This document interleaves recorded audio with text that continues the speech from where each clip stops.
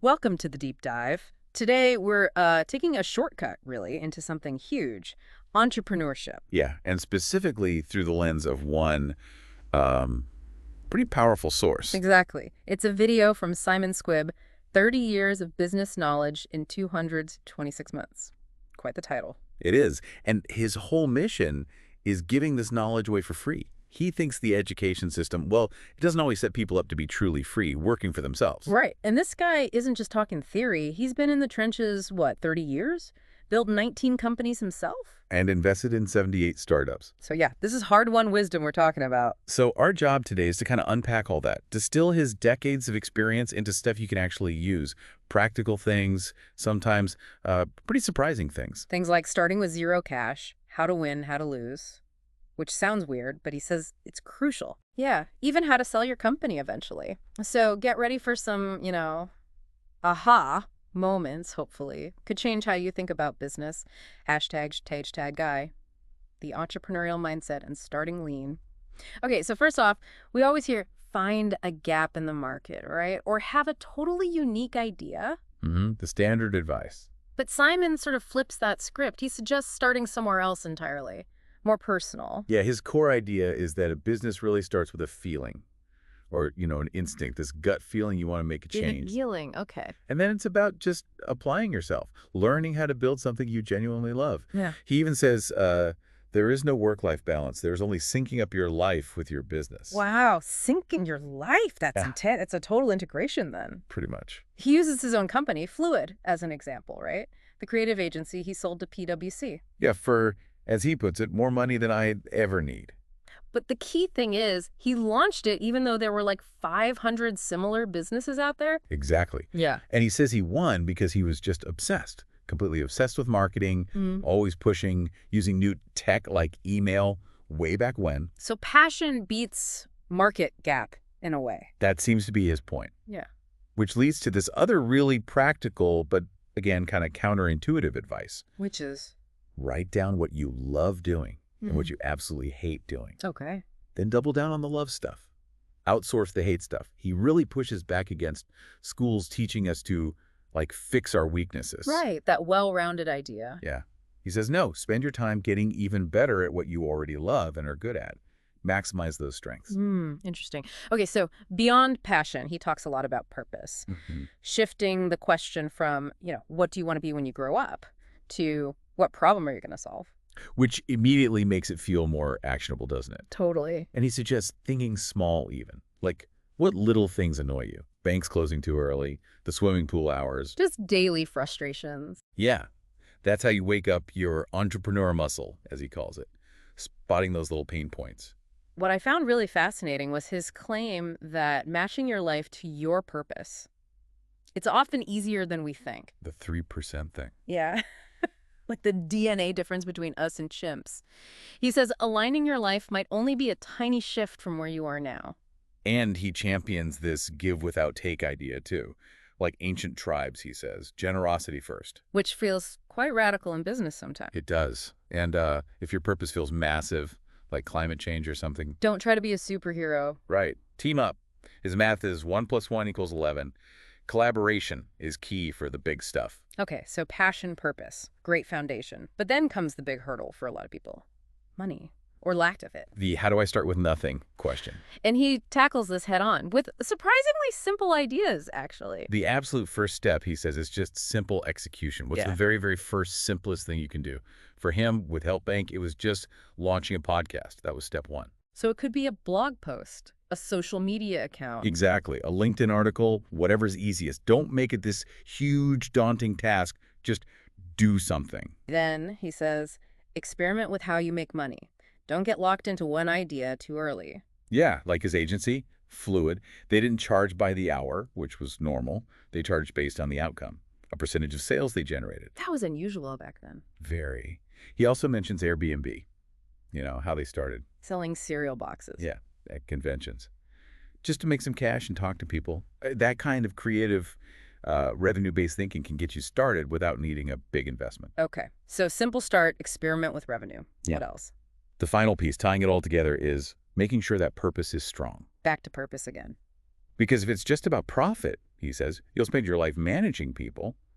But if it's about a bigger purpose, you manage the purpose and people will manage themselves, aligning to that. Manage the purpose. I like that. Hashtag tag, tag, tag, too. The secrets to winning and learning from loss. All right, so winning. Having built 19 companies, Simon's got a formula, he says. And it starts, maybe surprisingly, with delayed gratification. Resisting the urge to cash in immediately. Exactly. Don't rush to charge customers. Don't monetize too fast. That's tough in today's world. Instant everything. Totally. But he points to his own experience doing that first project for Fluid for free. And that client stayed for 16 years. Yeah. And recommended them everywhere. Yeah. And think about Facebook, Instagram. Yeah. They built huge audiences for years before they really focused on making money. Value first. So it demands real patience, a belief in the long game. A deep belief, yeah.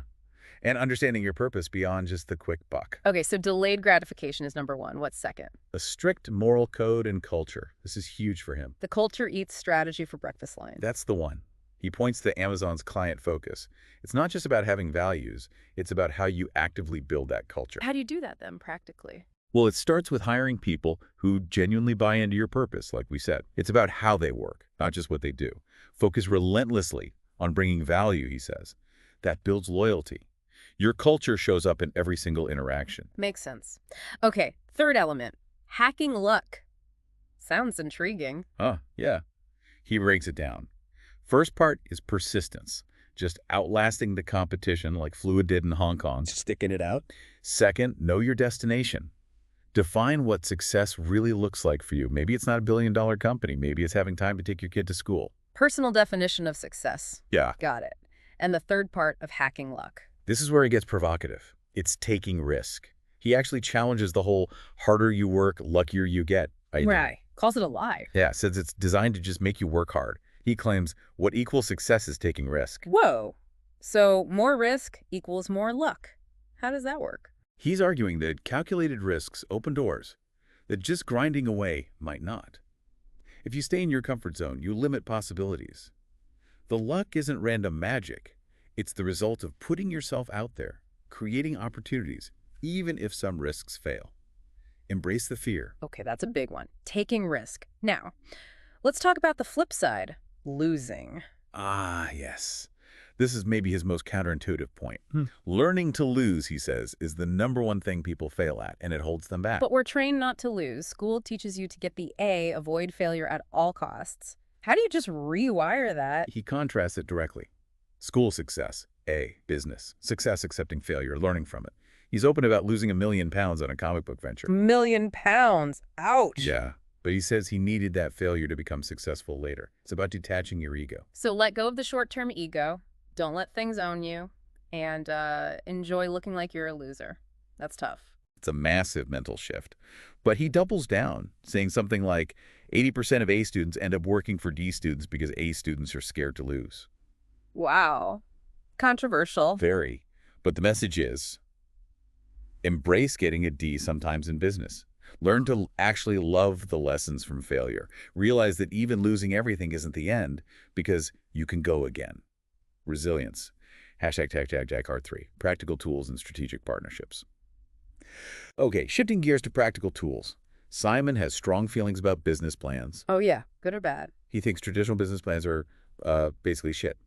His words. Yeah. Says they kill companies. Kill companies. Why? Too rigid. Exactly. Too linear, too inflexible. He's a massive advocate for mind maps instead. Mind maps. Okay, explain why they're better in his view. Well, first, they cost nothing. And they let you be nimble and free to explore. You start with your passion, your hobby, then you just connect ideas organically. Can you give an example? He uses his Help Bank journey. Started with the podcast.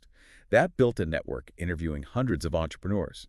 That led to thinking about revenue from brands like GoDaddy. Then, an app idea for free help. Building a team. Even merchandise, he mentioned, a Sweets brand that was on his mind map years ago and is now actually launching. So it's like a living, breathing thing, not a static document. Precisely. It evolves with you and the business, encourages creativity, doesn't lock you in. All right, mind maps over business plans. What about partners? For people who hate working alone. A co-founder can be amazing, he says. Provides accountability, like a gym buddy. But the big fear is always giving up equity, right? That 50%. He tackles that directly. Yeah. He says he'd rather have 50% of a business I enjoy that's successful than 100% of a nightmare and a failure perspective. Okay, fair point. So how do you find this magical co-founder? He has a process, right? Yeah, 4 steps. First, know yourself. What do you love doing? What do you hate? Find someone with the opposite skills. Complementary. Makes sense. Step 2. This is critical. They must share your moral code. Like a life partner, he says. Non-negotiable. How do you test that? He uses hypotheticals like, would they take a deal for 40 amazing years if it meant a terrible reputation at the end, like Madoff? It reveals their core values. Why is that moral alignment even more important than skills? Because when things get tough or ethical choices pop up, different values will tear you apart. Skills can be learned or hired. Values are the bedrock. Okay, moral code. 3rd step. This one's unique. Write down exactly what this person is like. Details, height, way they speak, everything. It's the red car theory. You start seeing red cars everywhere once you think about them? Exactly. You're priming your brain to notice what you're looking for. And 4th step. Let me guess. Tell people. Yep. Post it. Tell everyone. Use your network. Use platforms like his Help Bank. Put it out there. Okay, finding a co-founder, now selling. He says that anyone can do it. Yeah, insists it's a system, a philosophy, not some innate gift. So what's the system? He talks about selling the sizzle, not the steak. Right. Focus on the benefit, the emotion, not just the features. Like Steve Jobs talking about Apple for game changers, not listing specs. How does that work in practice? He gives the example of his accountant being his best salesperson. Why? Because she didn't talk about what the agency did. She talked proudly about the outcomes, saving companies, making clients millions. People sell what makes them proud. Get others to sell for you based on results? Okay. He also has a 3-step process for the actual sale. A very simple one. Step 1, understand your customer. Do they actually need what you have? Don't waste time if not. Qualify them first. Makes sense. Step 2, genuine connection. Do you actually like them? Do they like you? He's adamant. Don't work with people you don't connect with, even if they have money. Wow. Turn down revenue. If the connection isn't real, yeah, long-term pain isn't worth it. And step 3, The deal itself. if the first 2 steps are solid, they need you, you like each other, the deal just happens much more easily. Sounds almost too simple. But then he adds something about persistence. Oh yeah, the long game. He contrasts that Harvard-studied top salespeople try 5 times with the real top 1% like him. What do they do? They persist. He personally contacted 50 target companies for 9 years, sending Christmas cards, useful info, just staying politely visible until they became clients. 9 years, that's dedication. Polite persistence, building relationships over time, email lists, staying helpful, and authenticity is key. Right, selling them the car they actually need, even if it's not yours. Exactly, because you're building trust for the long haul, not just making a single commission. Hashtag tags IV, growth, funding, and exiting. All right, let's talk growth. Marketing first. Simon calls it complex and fun. And potentially wasteful. He says like 50% of your spend might be wasted. If it's not targeted, yeah. It's about connecting over time, like branding. He mentions Apple spending more on marketing the first iPod than anyone had ever spent on a product before. Huge bet. It all starts with understanding the customer again, like Facebook starting in universities, that single or available feature being organic marketing. Right. But he also has this wilder side to marketing. The staircase philosophy. Ah, yes, the actual staircase. Tell us about that. Brilliant bit of guerrilla marketing, really. He bought a physical staircase in London for £26,000 just to newsjack, get attention. And it worked. Massively. Millions in free PR. Then he put a doorbell on it, let people pitch their dreams. More stories. Led to a partnership with Ring Doorbell, Amazon. Just totally unexpected. So create memorable experiences. He also talks about systems, right? Doing one platform well. Yeah, focus. Don't spread yourself too thin. And crucially, marketing should be fun. Find the joy in it. He uses Starbucks as an example. How so? Their early marketing wasn't just ads, it was smart store placement. The stores were billboards. And looking after their staff, calling them partners, giving benefits, that built brand loyalty internally and externally. Okay, marketing. What about PR, specifically getting press? Needs to be targeted, he says. Yeah, not just for your ego. He learned that the hard way. A BBC feature on his doorbell got real results for his mission. A business journal piece he was proud of. 0 reaction. So how do you target PR effectively? His take. Yeah. Journalists are lazy? Not an insult, but an insight. Meaning, do the work for them. Exactly. Write the press release like the actual story you want published. Yes. Great headline. Include iRes photos. And research that specific journalist. What do they write about? What's their style? Tailor it. And don't just rely on PR agencies. No. Build direct relationships. Engage with journalists on Twitter. Be helpful before you need something. Makes sense. Give first. And remember, your own online presence is your best PR. Be disciplined. One stupid tweet can kill your reputation and make journalists avoid you. Good warning. Okay, funding. The big one. Investors. What's his first piece of advice? Ask yourself if you really need one. Seriously. Yeah. Because of a bad investor, a new boss, and your life will become a nightmare. Oof. Okay, stark warning. But if you do need cash... He lists options. First, family and friends. They know you, trust you hopefully, faster process. But be super clear about the risk they could lose it all. Manage expectations. Got it. Second, team members. As investors, hire amazing people who might put their own money in, maybe take less salary for more equity. Aligns everyone. Smart. What about angel investors? His advice is gold here. Don't ask for money directly. Ask for help. Ask for advice. Why does that work better? It taps into their ego and expertise. They like feeling valuable, sharing wisdom. It starts a relationship, lets them see your potential without pressure. Creates FOMO, fear of missing out, if they see you getting good advice and making progress. Clever psychology. Okay, who else? VCs, venture capitalists. Usually for later stages, when you've proven the model. Research them heavily. Do they have money now? Do they invest in your sector? Get introductions through companies they've already backed. Warm intros are key. Definitely. Also, brand partners or clients. Maybe your biggest customer will fund your expansion. They're already invested in your success. And finally, crowdfunding. Like Kickstarter or Indiegogo. Yeah, pre-sell products to raise cash without giving up equity. Or use equity crowdfunding platforms where lots of small investors buy shares. Lots of options then. What about sponsors? Getting brands to pay you. He calls sponsorship the cheat code. Works on two things. Value return, can they track the ROI? And emotional sale, like the CEO sponsoring his old football club. And the sweet spot is both. That's the holy grail, yeah. You have to understand the brand's values, though. He messed up trying to sell ads on beer coasters to a fancy jewelry brand. Wrong fit. Like Visa sponsoring the Olympics, it matches their image. Exactly. And don't forget the people making the decision, their personal motivations matter. Also, talk to media buying agencies and creative agencies. They often control the budgets. Any hacks for getting sponsors? Use their product naturally in your business, like him using Ring doorbell. Then they might approach you. Apply delayed gratification here too. Build the relationship first. Don't just ask for cash up front. Okay, let's talk brand. It's more than a logo, right? Oh yeah, it's the purpose, the essence. Nike, supporting athletes, Apple, supporting creativity. That feeling. How do you build that? Starts personally. Yeah, your personal brand comes first. Yeah. What are your values? Yeah. Non-negotiables. You have one, whether you like it or not. People talk about you when you leave the room. Define it. Control the narrative. Even simple rules, like his no replying to DMs rule. Then company branding. That blends your values with the company's future. For scaling, he sees two main models. Reference model. Sponsor others. Leverage their brand, like Canon using Peter McKinnon. Risk. The celebrity messes up. Kanye. And the other model. Leadership model. Someone inside represents the brand. Steve Jobs, Apple. Risk. What happens when they leave? Big transition. The most crucial branding advice he gives. Learn to say no. No to bad clients, bad partnerships, bad deals. A bad client can ruin your brand. Your reputation is everything. Takes years to build, seconds to destroy. Powerful stuff. Okay, hiring and growing the team, his take seems almost utopian. It does.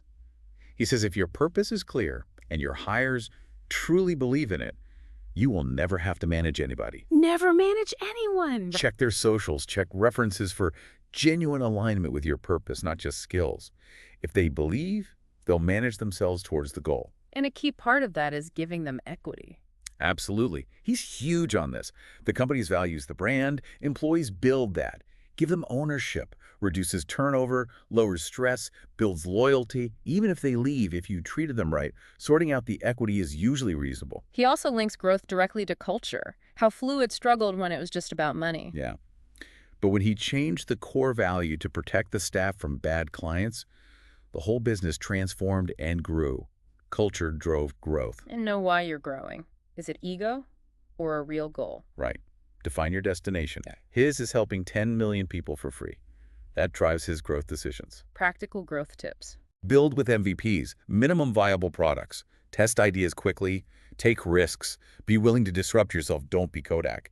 Implement systems to shift from everyone doing everything, generalist, to specialized roles as you scale.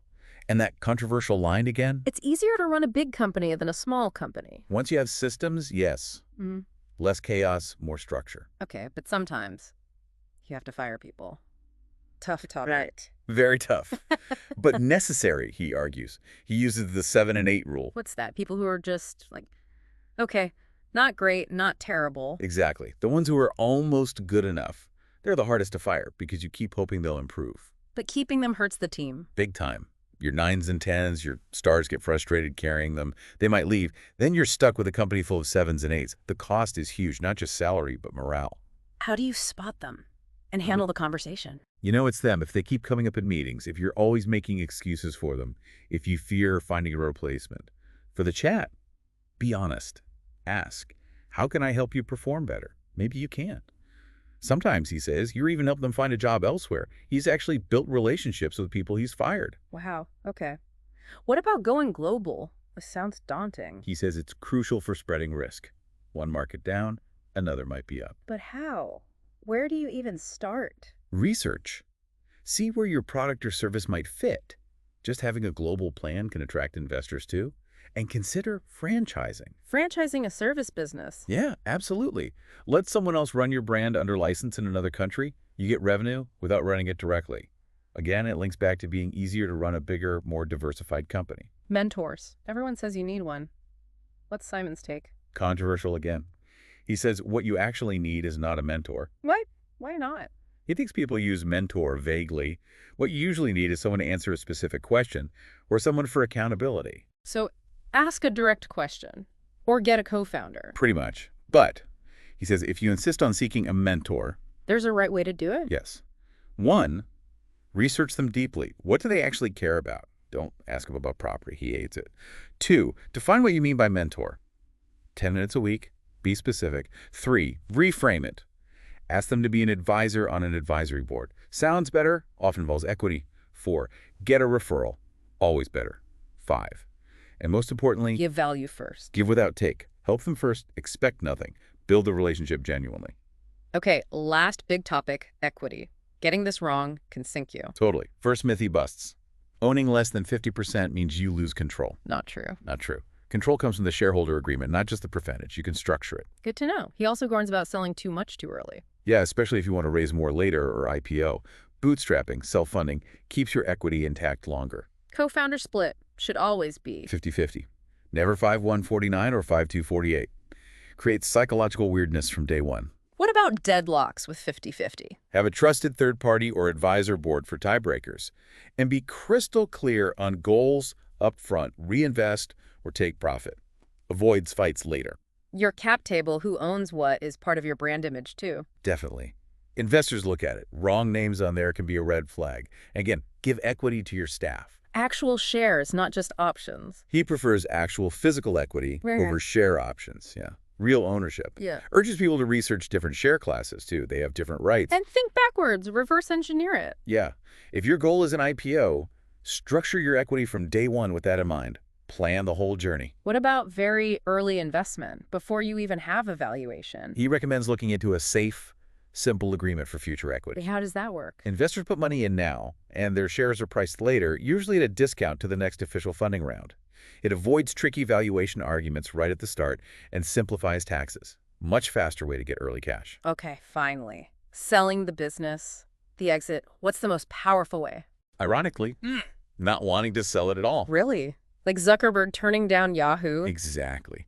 Being genuinely happy not selling gives you immense negotiating power. If you're desperate to sell, you lose leverage. Beyond that mindset, what are other exit strategies? Several. Partnership, work closely with a potential buyer, like Fluid did with PwC. Use agents. M&A specialists can help, but vet the agent carefully. Merger combined with a competitor can be easier, maybe less valuable sometimes. Or a management buyout, MBO. Letting your team buy you out. Yeah, a great way to exit while empowering the people who built it with you. So his final piece of advice on selling. Circles right back to the beginning. Don't build a business just to sell it. Build something you love. Build it with purpose. Because that's what investors want, and that's what ultimately makes a company valuable and desirable to buy. Wow. Okay. That was a lot. A real deep dive into one entrepreneur's 30 years of thinking, from starting with that gut feeling, that purpose. Yeah, to learning how to lose, which is so counterintuitive. Delayed gratification, culture being king, mind maps, not business plans. So many practical nuggets in there. So for you listening, maybe think about this. Which bit of advice felt the most challenging, the most uncomfortable? Maybe that learn to be a D student idea. Or the don't want to sell strategy. Which one, if you actually did it, might have the biggest impact on what you're building or want to build? Or maybe something we talked about sparked a totally new question for you. What specific part of building a business, funding, marketing, finding that co-founder would you want us to explore even further next time? We'd genuinely love to know what stood out, what resonated, or what questions you have after this deep dive. Let us know.